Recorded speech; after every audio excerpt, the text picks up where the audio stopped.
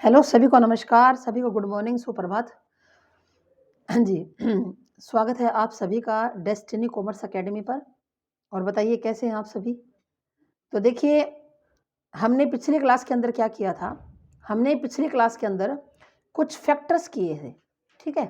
कुछ ऐसे फैक्टर्स हैं जो डेवलपमेंट को क्या करते हैं, इफ़ेक्ट करते हैं, ठीक है ना? डेवलपमेंट के ऊपर क्या डालते हैं, अपना प्रभाव डालते हैं। कुछ ऐसे फैक्टर होते हैं जिनके बारे में हमने बात कर ली थी कि वंशानुक्रम है, वातावरण है, ठीक है? जो बुद्धि है, पोषण है, ये सब कुछ प्रभाव डालता है किसके ऊपर? हमारे डेवलपमेंट के ऊपर। फिर ये कहता है डिले और डाइवर्शन इन डेवलपमेंट, कि जो डाइवर्शन का जो डिले है या जिसको हम क्या कहते हैं डाइवर्शन बोलते हैं, वो कैसे होगा डेवलपमेंट का, ठीक है? अब देखो बात करते हैं ये डिले या डाइवर्शन क्या है। डाइवर्शन का मतलब क्या होता है? विचलन। क्या मतलब होता है? विचलन। जैसे मान लो आपका डेवलपमेंट ऐसे चल रहा है, विकास एक बच्चे का ऐसे चल रहा है। अगर वो ऐसे विकास चल रहा है और वो इस तरह से थोड़ा डिले के अंदर आ जाता है। डिले का मतलब क्या होता है? डिले का मतलब होता है विलंब। डिले का मतलब क्या होता है? विलंब। यानी कि बच्चा है, आप 1 साल का बच्चा नॉर्मल चलना शुरू करता है, ठीक है? और अगर आपका बच्चा 1.5 साल का हो चुका है या आपका बच्चा 2 साल का हो चुका और वो अभी तक उसने चलना स्टार्ट नहीं किया, तो इसका मतलब क्या है कि ये जो वो विकास करना था ना, उससे क्या हो चुका है? डिले हो चुका है, उसको डाइवर्ट हो चुका है। समझ रहे हो ना? बच्चा क्या हो चुका है? डाइवर्ट हो चुका है, मतलब डाउन जा रहा है बच्चा। 1 साल का बच्चा चलना शुरू करता है, लेकिन आपका बच्चा 1.5 साल का हो गया और अभी वो नहीं चल रहा, तो क्या है? ये डिले है। ये क्या है? डिले, विलंब। वो देर से काम कर रहा है, डाइवर्शन हो रहा है। अच्छा, कई बार यूँ भी होता है कि एक कोई बच्चा है, बच्चे जो आम तौर पर है वो छोटी साइकिल है, वो चलाना शुरू करते हैं, 5 साल की उम्र के अंदर छोटी साइकिल चलाएँगे। लेकिन आपका बच्चा 4 साल का है और वो एक छोटी साइकिल चला रहा है, तो इसका मतलब क्या है? वो डिले तो नहीं है। डिले तो नहीं है, डिले का मतलब तो देर से होता है ना, वो डिले तो नहीं है, लेकिन वो डाइवर्शन ज़रूर है, वो अपर लेवल में जा रहा है ना? वो कहाँ जा रहा है? अपर लेवल में। 1 साल का बच्चा चलना शुरू करता है, पर आपका बच्चा तो 10 महीने का ही चलने लग गया। 10 महीने का बच्चा आपका चल रहा है, तो वो क्या है? वो विचलन हो चुका है, वो डाइवर्शन हो चुका है। यानी कि जो इस सीधा रास्ता था ना ये डेवलपमेंट का, अगर उससे कुछ अपर लेवल की बात हो या डाउन की बात हो, तो आप लोग डाउन को तो डिले बोलोगे। डाउन को तो क्या बोलोगे? डिले बोलोगे। लेकिन जब अप जाएगा उसको आप डिले तो नहीं कहोगे, लेकिन वो डाइवर्शन ज़रूर है। यानी कि बच्चा डाइवर्ट हो चुका है। 10 साल का बच्चा है, वो काम कर रहा है जो 14 साल के बच्चे करते हैं। बच्चा 10 साल का है, पर उन चीज़ों को समझ पा रहा है, उन कामों को कर पा रहा है, जो एक 14 साल का बच्चा करता है। तो इसका मतलब बच्चे का डाइवर्शन हो चुका है। जो जिस रास्ते पर बच्चे को जाना था ना, उससे अगर अपर जाए तो भी डाइवर्शन है, और अगर उससे लोअर जाए ना, तो वो भी क्या होता है? वो भी डाइवर्शन ही माना जाता है। तो ये कहता है कि जो विकास है, उसके अंदर डिले या डाइवर्शन कैसे होता है? मतलब एक बच्चा है, वो सही तरीके से उसको विकास करना चाहिए, लेकिन वो डिले या डाइवर्शन किस प्रकार से वो हो जाता है उस बच्चे का, ठीक है? तो ये कहता है कि एक होता है इंटरनल एनवायरनमेंट, विचलन किस प्रकार से होगा? एक होता है internal environment. Internal environment environment क्या होता है? भीतर का किसका? गर्भ का, ठीक है ना? जब माँ के गर्भ में बच्चा पलता है, बढ़ता है, तो गर्भ के अंदर भी कई बातें ऐसी होती है जिससे बच्चा क्या हो जाता है? डाइवर्ट हो जाता है, डाइवर्शन हो जाता है बच्चे का। कारण क्या हो सकते हैं? जैसे आपसे पूछ लिया कि भाई गर्भावस्था के दौरान एक गर्भवती महिला है, वो शारीरिक और मानसिक स्वास्थ्य जो है माता का बढ़िया नहीं है। मान लो शरीर के अंदर माँ के कोई बीमारी है, मतलब वो बीमार हो चुकी है, मान लो उसको डेंगू हो गया, मलेरिया हो गया, या कोई भी, जैसे अब कोरोना जो है वो बीमारी महामारी है, वो तो अभी तक तो चल ही रही है, अभी कौन सी ये बंद हो गई। तो मान लो किसी भी बात के कारण, मान लो माँ का स्वास्थ्य खराब हो गया और उसके गर्भ के अंदर बच्चा पल रहा है, तो उस गर्भ वाले बच्चे पर प्रभाव पड़ेगा ही पड़ेगा, जो माँ का मानसिक स्वास्थ्य होता है। अब मान लो कोई ऐसी घटना हो गई, कोई महिला है, उसके जीवन में कोई जैसे प्रियजन की मृत्यु हो गई, या घर के अंदर कोई दिक्कत है, और जो माँ है वो क्या है? वो एक डिप्रेशन के अंदर है, मतलब हमेशा क्या रहती है? हमेशा रोती धोती रहती है, तो उसका भी बच्चे के ऊपर प्रभाव पड़ेगा, ठीक है? जैसे मेरी भी एक स्टूडेंट है, तो वो मुझे एक दिन बता रही थी कि मैडम मेरा जो है मेरी जो बेटी पैदा होने वाली थी, तो उससे पहले क्या हुआ कि जो मेरा बेटा था वो एक्सपायर हो गया, ठीक है ना? बेटा था 2 ढाई साल का, उसके बाद उसकी जो बेटी है वो होने वाली थी। तो वो कहती है कि माँ सारा दिन मैडम रोती ही रहती थी मैं सारा दिन, और रोती ही रहती थी। तो उसके बाद जब बेटी पैदा हुई, तो वो जो बेटी है ना वो इमोशनली स्ट्रॉन्ग नहीं है। वो 7-8 साल की हो चुकी है, लेकिन वो जब रोने लगती है ना, छोटी-छोटी बातों पर रोती है तो बेहोश तक हो जाती है। इतना ज़्यादा वो रोती है। मतलब उसके जो इमोशंस है ना वो डेवलप नहीं हुए ढंग से। क्यों नहीं हुए? क्योंकि जो गर्भ का वातावरण था वो माता का वो बढ़िया नहीं था। उसकी मम्मी डिप्रेशन के अंदर थी। जब उसकी मम्मी डिप्रेशन के अंदर थी, तो हुआ क्या, वो जो बच्चा है, जो वो गुड़िया है, जो उसके गर्भ में पल रही थी, तो उसके ऊपर प्रभाव पड़ा, उस बच्चे के ऊपर। तो डाइवर्शन हो गया ना, डाइवर्शन हो गया। सभी बच्चे तो ऐसे नहीं होते ना जो रोते-रोते बेहोश ही हो जाए और इतना ज़्यादा रोए, ऐसा तो नहीं होता। हाँ, नॉर्मल तो बच्चे सभी रोते हैं। ये डाइवर्शन बोला जाता है इसको। ये माँ के शारीरिक या मानसिक, फिजिकल या मेंटल कोई भी अगर जो है हेल्थ उसकी अच्छी नहीं है माँ की, तो बच्चे के ऊपर प्रभाव पड़ेगा। बच्चा अपने रास्ते से क्या हो जाएगा, डाइवर्शन वो कर जाएगा। फिर गर्भ में एक या अधिक बच्चों का होना, गर्भ के अंदर एक बच्चा है या एक से ज़्यादा बच्चे हैं, इस बात का भी प्रभाव पड़ता है। ठीक है ना? गर्भ के अंदर बच्चा एक है या एक से क्या है, ज़्यादा है। अब आप कहोगे कि मैडम हमेशा नहीं प्रभाव पड़ता। आप ये नहीं कह सकते कि हमेशा गर्भ के वातावरण का बच्चों के ऊपर इसी तरह प्रभाव पड़ता है। अब 2 जो जुड़वा बच्चे होते हैं, जो ट्विन्स होते हैं, ठीक है? वो भी स्वस्थ हो सकते हैं दोनों, लेकिन नहीं भी हो सकते, एक ही बात है। अब ये बताओ, एक बच्चा होगा गर्भ के अंदर, तो उसका भार कितना होगा? अगर लड़का होगा तो 3 किलो 600 ग्राम होगा, औसत भार, एवरेज। और लड़की होगी ना अगर गर्भ के अंदर, अगर बच्ची होगी, तो उसका भार 3 किलो 400 ग्राम एवरेज है। अब 2 बच्चे होंगे तो दोनों पौने 2-2 किलो के हो गए ये तो। अगर 3.5 किलो आप एवरेज मानकर चलो, और गर्भ में 2 बच्चे हैं भई, तो इसका मतलब क्या है, दोनों बच्चे पौने 2-2 किलो के हो गए। तो डाइवर्शन बताओ हुआ कि नहीं हुआ? कहाँ तो एक बच्चा 3.5 किलो का होता, बिल्कुल स्वस्थ बच्चा, और कहाँ वो अब पौने 2 किलो का है। अब ये नहीं कि वो जन्म लेने के बाद भी हमेशा बीमार रहेंगे या नहीं रहेंगे, ये कोई मैटर नहीं करता।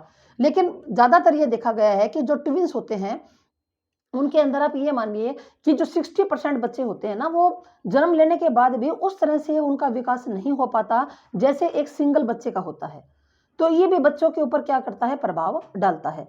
किस प्रकार का भोजन या पोषण गर्भवती महिला को मिल रहा है ना? डॉक्टर्स लोग भी देते हैं ना कि गर्भवती महिला को अनेकों जो सप्लीमेंट देते हैं, कोई कैल्शियम की दवाई है, कोई प्रोटीन की है, इस तरह से। और घर में भी कहा जाता है कि उसको उचित मतलब पोषण दो गर्भवती महिला को। अगर गर्भवती महिला अच्छा न्यूट्रिशन नहीं खाएगी, तो बच्चे के ऊपर प्रभाव पड़ेगा ही पड़ेगा, ठीक है ना? ये हो नहीं सकता कि बच्चा स्वस्थ पैदा हो, ठीक है? अब अगर माँ रोज़ ही कुरकुरे खा रही है, पिज़्ज़ा खा रही है, तो कुरकुरे पिज़्ज़ा से तो कोई उसका विकास होगा नहीं, ठीक है ना? विकास किससे होगा? जिससे उसको प्रोटीन मिले, कैल्शियम मिले, ठीक है?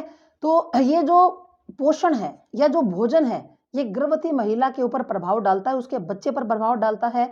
और अगर उसको अच्छा पोषण ना मिले, यानी कि माल न्यूट्रिशन का शिकार हो जाए, है ना, कुपोषण का गर्भवती महिला, तो डाइवर्शन हो जाता है। जो डेवलपमेंट है, जैसे बच्चे का गर्भ के अंदर विकास होना था, डेवलपमेंट होना था, वैसा नहीं हो पाता। बच्चा जो क्या हो जाता है, वो डाइवर्ट हो जाता है, ठीक है? उसके बाद अगली बात क्या है कि भ्रूण को हानिकारक किरणों से बचाना। अब जैसे जो भ्रूण है, जो गर्भ में पल रहा है, अगर उसकी माँ ड्रग्स लेती है, स्मोकिंग करती है, या फिर जो सूर्य ग्रहण, चंद्र ग्रहण है, उनके कारण भी प्रभाव पड़ता है।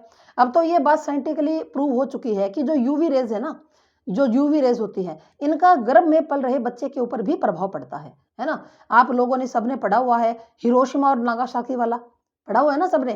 कि वहाँ पर हिरोशिमा और नागासाकी के अंदर ऐसा मतलब बन गया था कि आने वाली जो पीढ़ियाँ हैं ना, वो भी अपंग पैदा हो रही थी। क्यों पैदा हो रही थी? कि जो गर्भ के अंदर जो वातावरण है ना, वो जो वहाँ पर रेज़ थी, जो वहाँ पर जो रेज़ थी, वो उस गर्भ के अंदर भी बच्चे को प्रभावित करने की क्षमता रखती थी। इसी कारण वहाँ पर कहते हैं कि काफ़ी सालों तक विकलांग बच्चे, कोई अपंग है, किसी में कोई कमी है, किसी में कोई कमी है, ठीक है ना? इस तरह के जो बच्चे हैं, वो वहाँ पर क्या पैदा हुए।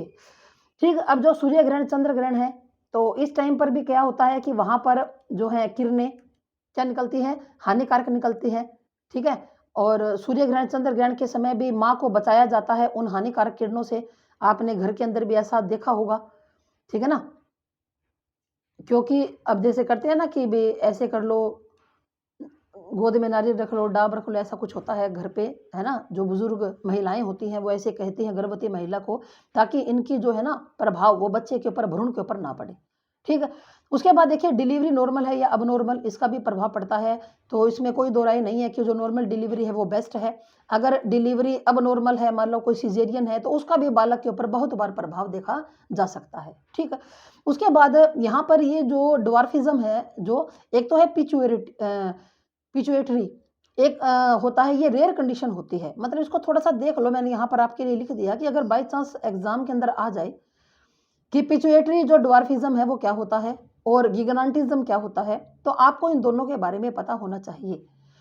तो ये पिट्यूटरी ड्वार्फिज्म क्या होता है कि रेयर कंडीशन होती है ये, मतलब जो डेफिसिट हो जाता है, क्या जो हमारे अंदर ग्रोथ हार्मोन्स है ना? सभी के अंदर होते हैं ग्रोथ हार्मोन्स। एक जब बच्चा जन्म लेता है तो 19 या 20 इंच का बच्चा होता है। अब धीरे-धीरे बच्चा क्या है, बच्चा अपनी जो है लंबाई को, ग्रोथ को वो हासिल करता है ना? जब 1 से 3 साल का बच्चा होता है, तो बच्चे की ग्रोथ है वो तेज़ी से होती है। फिर 3 से 6 साल का बच्चा होता है तो ग्रोथ थोड़ी धीमी पड़ जाती है। फिर 6 से 9 साल का होगा फिर तेज़ हो जाएगी। फिर 9 से 12 साल में फिर धीमी पड़ जाएगी। फिर 12 से 15 साल के आयु के अंदर बच्चा फिर तेज़ी से क्या करता है, विकास करता है। और लड़कियों के लिए माना जाता है कि 16 साल तक, और लड़के जो होते हैं वो 20 साल तक अपनी अधिकतम लंबाई को ग्रहण कर लेते हैं। तो ये हमारे अंदर ग्रोथ हार्मोन्स होते हैं जिनके कारण लंबाई बढ़ती है, ठीक है ना? तो अगर हाइट नॉर्मल से कम हो जाए, जैसे 4 फुट 10 इंच से ज़्यादा हाइट ना बढ़े, अगर किसी की हाइट 4 फीट 10 इंच से ज़्यादा ना बढ़े, तो फिर वो ड्वार्फिज्म है, ठीक है ना? वो क्या है, वो ड्वार्फिज्म के अंदर आएगा, क्योंकि हाइट क्या है उसकी बहुत कम है, ठीक है? अगर आपको गिगांटिज्म के बारे में बात कर रहे हैं, अगर गिगांटिज्म के बारे में बात हो रही है, तो ये भी एक रेयर कंडीशन होती है, जो एक्सेस इन पिट्यूटरी ग्रोथ हार्मोन्स, जो कि एक्सेस हो जाता है, ज़्यादा हो जाता है। अब इसमें तो क्या हो गया, डेफिसिट हो गया, समझ रहे हो ना? इसमें तो क्या हो गया, डेफिसिट हो गया ड्वार्फिज्म के अंदर तो। लेकिन अगर हम इसकी बात करें कि जो गिगांटिज्म है, इसके अंदर क्या होगा, इसके अंदर नॉर्मल से ज़्यादा हो जाएगी। जैसे मान लो किसी की हाइट है और वो 6.5 फीट हाइट हो जाए किसी की हाइट अगर 6.5 फीट हो जाए, तो फिर वो तो नॉर्मल से ज़्यादा है ना, वो तो एक्सेस हो गया फिर, ठीक है ना? तो ये हाइट नॉर्मल से क्या हो जाती है, ज़्यादा हो जाती है, क्योंकि सभी जो बच्चे हैं वो एक समान नहीं हो सकते किसी भी फील्ड में। अगर हम कहें कि हाइट की बात करते हैं, तो सभी बच्चे एक समान नहीं हैं। अगर वेट की बात करते हैं, तो भी सभी एक समान नहीं है, ठीक है ना? तो कोई भी बच्चा है वो एक समान नहीं होता, सभी बच्चे अलग-अलग होते हैं। यहाँ तक कि जो एक ही माता-पिता के पैदा किए हुए बच्चों के अंदर भी फ़र्क देखा जा सकता है। उन बच्चों के अंदर भी क्या पाया जाता है, अंतर पाया जाता है, ठीक है? और जो जुड़वा बच्चे होते हैं, जो क्या होते हैं, जो जुड़वा बच्चे होते हैं, तो जुड़वा बच्चों के अंदर भी अंतर आपको देखने के लिए मिलेगा, ठीक है ना? जो जुड़वा बच्चे होंगे, उनके अंदर भी आपको अंतर देखने के लिए मिलता है। तो ये तो देखो अलग-अलग बच्चों, इंडिविजुअल डिफरेंसेस है सभी बच्चों का, ठीक है ना? क्लियर?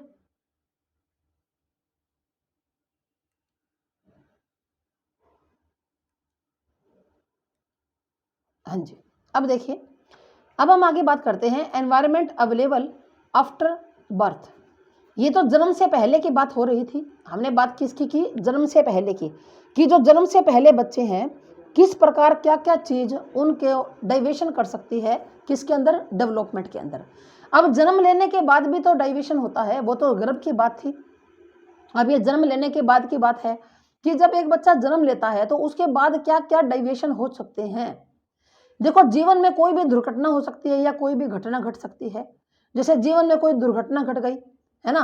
बच्चा छोटा है और माता-पिता का क्या हो गया, अलगाव हो गया, तलाक हो गया माता-पिता का, या माता या पिता में से एक की क्या हो गई, मृत्यु हो गई, या घर के अंदर बहुत ज़्यादा गरीबी का माहौल है, ठीक है ना? या फिर बच्चे को पहले कोई बीमारी लग गई, ठीक है ना? बच्चे को कोई बीमारी लग गई, कोई दिक्कत हो गई बच्चे को, तो जीवन में कई बार ऐसी दुर्घटनाएँ घट जाती हैं या ऐसी घटनाएँ हो जाती हैं, जिसके कारण क्या होता है, जिसके कारण बच्चा डाइवर्ट कर जाता है। बच्चे का क्या हो जाता है, डाइवर्शन हो जाता है, ठीक है ना? या फिर माता या पिता में से किसी का एक का व्यवहार बिल्कुल भी अच्छा नहीं है, बहुत ज़्यादा आक्रामक है। पिता जो है वो शराब पीते हैं, शराब पी के घर पे हर रोज़ मारपीट करते हैं, लड़ाई झगड़े का माहौल है, गाली-गलौच होता है, ठीक है ना? या फिर कई बार क्या होता है, कई घटनाएँ भी घट जाती हैं। जैसे क्या हो गया, पापा का क्या हो गया, ट्रांसफ़र हो गया, पापा का क्या हो गया भाई, ट्रांसफर हो गया, एक स्थान से दूसरे स्थान पर जाना पड़ा, ठीक है। या फिर स्कूल के अंदर कोई ऐसा वातावरण मिल गया जो बच्चे के लिए हार्मफुल है, कोई टीचर है वो बच्चे को बहुत ज़्यादा मारता है, पीटता है, द्वेष भावना रखता है। देखो कोई भी दुर्घटना हो सकती है, स्कूल में हो सकती है, घर की हो सकती है, कोई भी दुर्घटना इस प्रकार की या घटना अगर होगी, तो फिर क्या होगा, वो बच्चे के ऊपर प्रभाव डालेगा।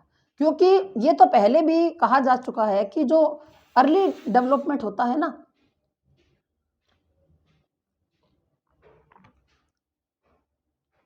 बालक का जो अर्ली डेवलपमेंट होता है, यानी कि जो प्रारंभ में जो बालक का डेवलपमेंट होता है, ये बाद वाले डेवलपमेंट पर क्या डालता है, प्रभाव डालता है। समझ में आ रहा है ना, कि पहले वाला जो डेवलपमेंट है वो बाद वाले डेवलपमेंट पर क्या डालता है, प्रभाव डालता है। फिर देखो भौतिक वातावरण, चिकित्सा और पोषण की गुणवत्ता। आप बालक को कैसा भौतिक वातावरण दे रहे हो, जैसे हिरोशिमा नागासाकी का मैंने अभी अभी आपको समझा दिया था कि अगर आपके वातावरण के अंदर ही कोई दिक्कत है, वातावरण में दिक्कत है, बहुत ज़्यादा ठंड के अंदर बच्चा पालन पोषण हो रहा है, बहुत ज़्यादा गर्मी के अंदर हो रहा है, या जहाँ पर यूवी रेज है, जहाँ पर कोई भी दिक्कत है, तो वो भौतिक वातावरण बच्चे को प्रभावित करता है। इसके कारण बच्चे क्या हो जाता है, बच्चे का डाइवेशन हो जाता है। या फिर चिकित्सा सुविधा बच्चे को ना मिली हो, जैसे जन्म के समय बच्चे को कोई दिक्कत हो गई, बच्चे को कोई सांस लेने में दिक्कत हो गई, या फिर कोई और दिक्कत हो गई और उसको कोई चिकित्सा सुविधा ना मिली, ठीक है ना। जैसे जन्म के समय बच्चा रोया नहीं, ठीक है ना, क्यों नहीं रोया, कोई दिक्कत थी, लेकिन उसको उचित समय पर उसको डॉक्टरी सुविधा मिली नहीं कि ये बच्चा क्यों नहीं रो रहा, तो ये नेचुरल सी बात है कि बच्चा आगे मंदबुद्धि का होगा। क्योंकि जन्म के समय बच्चे का रोना बहुत जरूरी है। अगर जन्म के समय कोई बच्चा नहीं रोता, जन्म लेते ही अगर कोई बच्चा नहीं रोता, तो वो बच्चा, ये ज्यादा संभावना रहती है कि वो बच्चा मंदबुद्धि का होता है। क्योंकि हमारे जो दिमाग की नसें हैं वो कैसे खुलती हैं, वो बच्चे के रोने से खुलती हैं। तो अगर बच्चे को कोई चिकित्सा सुविधा नहीं मिली, जब बच्चा पैदा हुआ तो बच्चे को कोई दिक्कत हो गई, मान लो बच्चे को पीलिया हो गए, बहुत जबरदस्त पीलिया हो गया, ज्यादातर बच्चों को हो जाता है, उस समय अगर उसको कोई सुविधा नहीं है चिकित्सा की, तो बच्चा जो है वहां पर डाइवेशन हो जाएगा, ठीक है ना। बच्चे कोई भी दिक्कत हो सकती है बच्चे को भी, तो जरूरत है बच्चे को उस समय चिकित्सा सुविधा की, ठीक है। उसके बाद देखो पोषण की गुणवत्ता, अगर बच्चे को अच्छा पोषण नहीं मिल रहा, बच्चे को दूध की जरूरत है लेकिन उसको दूध समय पर नहीं मिल रहा, उसके बाद बच्चे को दूध, दही, घी, मतलब पोषण वाली चीजें जो हम एक छोटे बच्चे को खिलाते हैं, आप बच्चे को वो कुछ नहीं खिला रहे, परिवार के अंदर अत्यधिक गरीबी है, या फिर माता को किसी चीज की नॉलेज नहीं है, ठीक है ना, वो केवल एक बच्चे को दूध ही दूध के ऊपर 8-10 महीने तक पाल रही है और बच्चे को कुछ खिला ही नहीं रही, मतलब कोई गुणवत्ता नहीं है जो बच्चे को खिलाया जा रहा है ना, उसके अंदर न्यूट्रिशन नहीं है, तो वो बच्चे के ऊपर प्रभाव डालेगा, उसका जो है डेवलपमेंट है वो क्या हो जाएगा, उसका डाइवेशन हो जाएगा। फिर एक बच्चा कैसा सामाजिक और सांस्कृतिक वातावरण प्राप्त करता है, यानी कि किस तरह के समाज के अंदर बच्चे ने जन्म लिया है, ये बच्चे के ऊपर प्रभाव डालता है कि कैसा सामाजिक वातावरण आप बच्चे के लिए बना रहे हो, या कैसा जो सांस्कृतिक वातावरण है, आप कौन सी संस्कृति के अंदर बच्चे ने जन्म लिया है। अगर कोई बच्चा एडवांस समाज के अंदर जन्म लेता है, मतलब समाज क्या है, एडवांस है, ठीक है,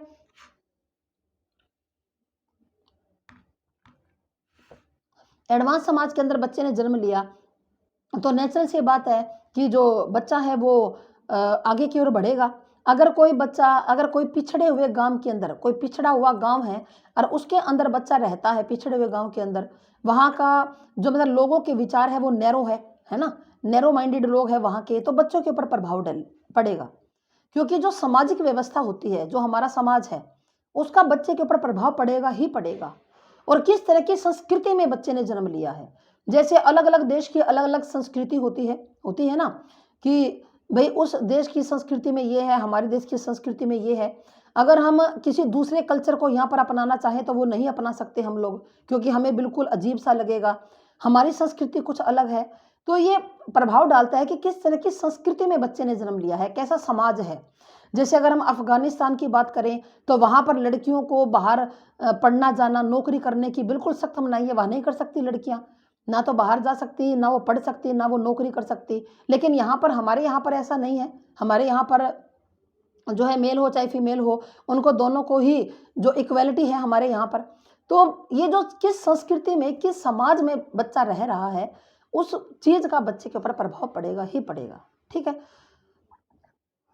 एक बच्चे को माता पिता और परिवार की देखभाल, मान लो बच्चे के माता पिता ऐसे हैं जो बच्चे की तरफ कोई देखभाल ही नहीं करते, जैसे हमने बात की थी कि ऐसे पेरेंट्स होते हैं जो निगलेक्टफुल होते हैं, जो क्या होते हैं, निगलेक्टफुल होते हैं जो पेरेंट्स हैं, जो बच्चे की तरफ कोई ध्यान ही नहीं करते, जिनको यही नहीं पता कि हमारा बच्चा क्या कर रहा है, कौन सी क्लास में पढ़ रहा है,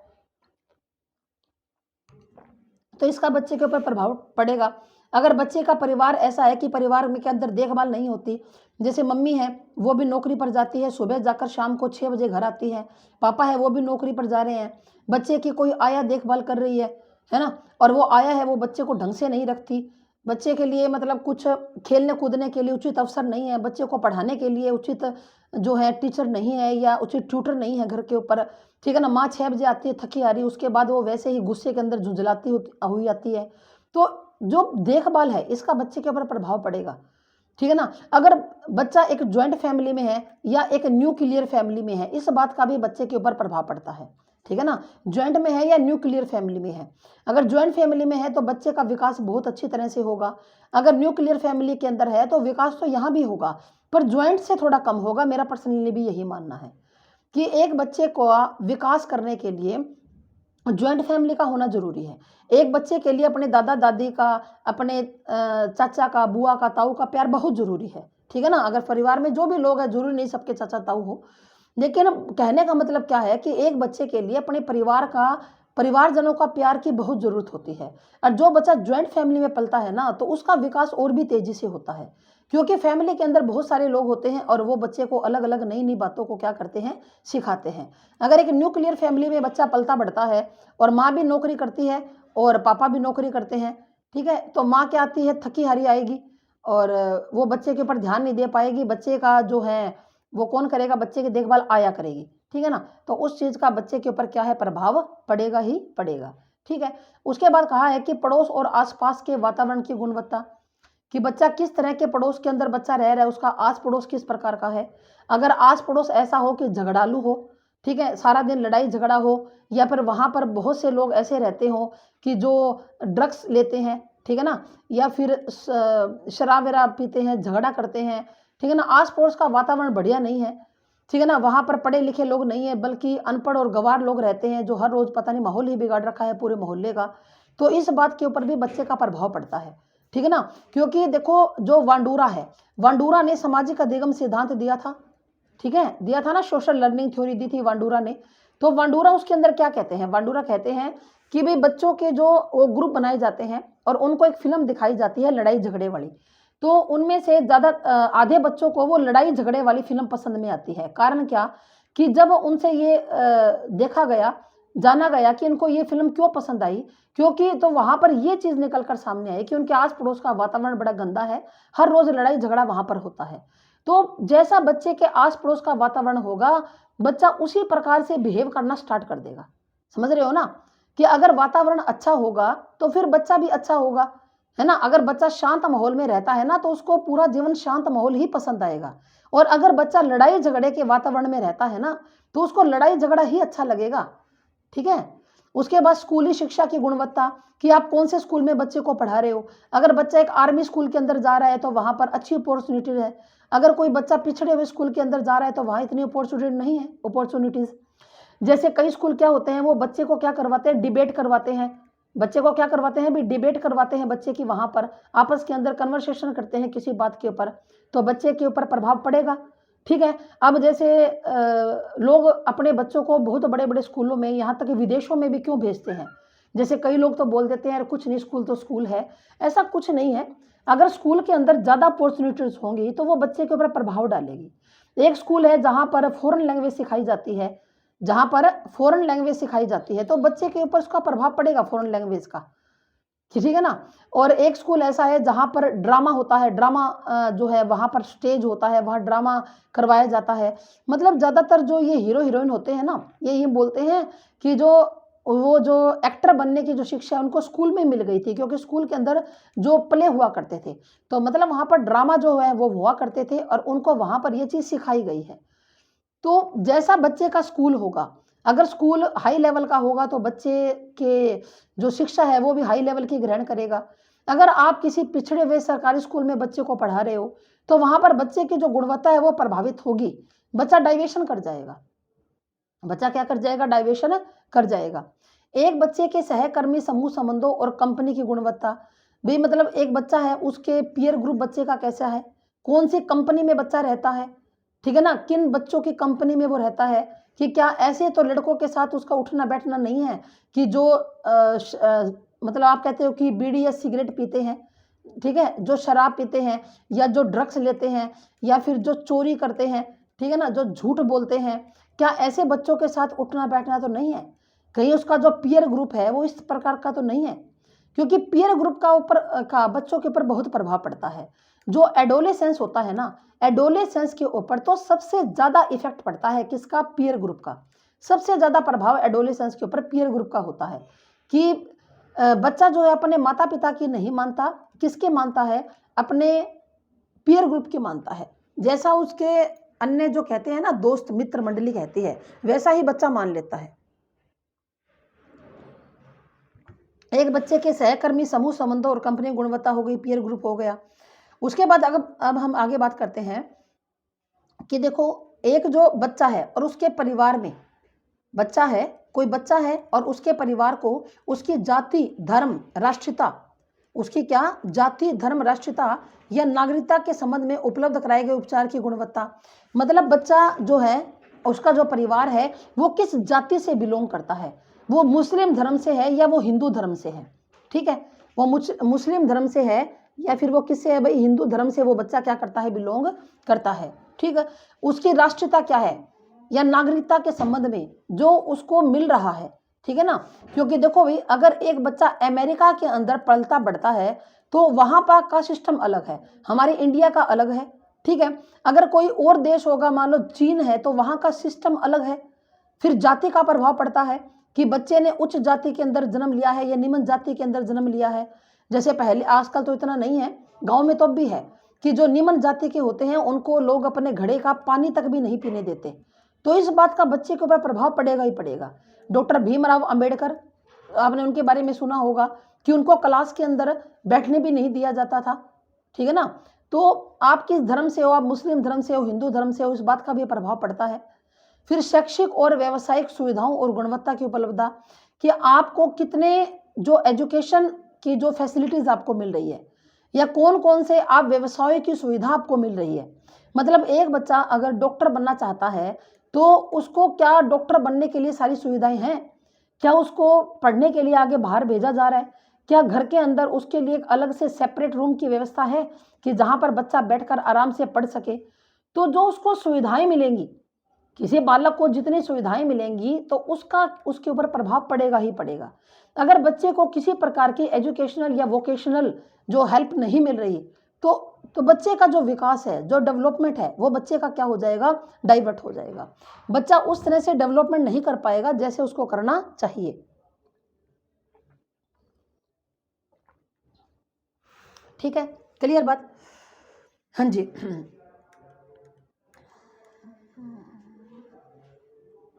हाँ जी। और देखिए जी, अगला हमारा पॉइंट क्या है कि जो समाज है, जो समाज है, जो सरकार है, कानून है और संगठन की गुणवत्ता जिससे बच्चा संबंधित है। किस प्रकार के समाज के अंदर बच्चा है, समाज के क्या रूल्स है, क्या रेगुलेशंस है, क्योंकि हर एक समाज के अलग अलग होते हैं। हमारे अलग है, आदिवासियों के अलग है, बंजारों के अलग है। कौन सी सरकार, कौन सी गवर्नमेंट है, क्या क्या पॉलिसीज है, क्या क्या कानून वहाँ पर बनाए गए हैं। तो इन सब का बच्चों के ऊपर भी प्रभाव पड़ता है, ठीक है ना। जैसे जैसे बड़ा होगा, किशोरावस्था, एडोलेसेंस, प्रभाव उसके ऊपर पड़ेगा। तो चलिए जी, आगे बात करते हैं हम लोग कल प्रिंसिपल्स ऑफ कॉन्टिन्यूटी। वैसे तो मैंने प्रिंसिपल्स आपको करवा ही दिए, तो कल हम एडोलेसेंस की बात करेंगे, ठीक है ना। किसकी बात करेंगे? एडोलेसेंस की। तो आपका थैंक यू सभी का, धन्यवाद। जय हिंद, जय भारत। एडोलेसेंस के बारे में कल पढ़ते हैं।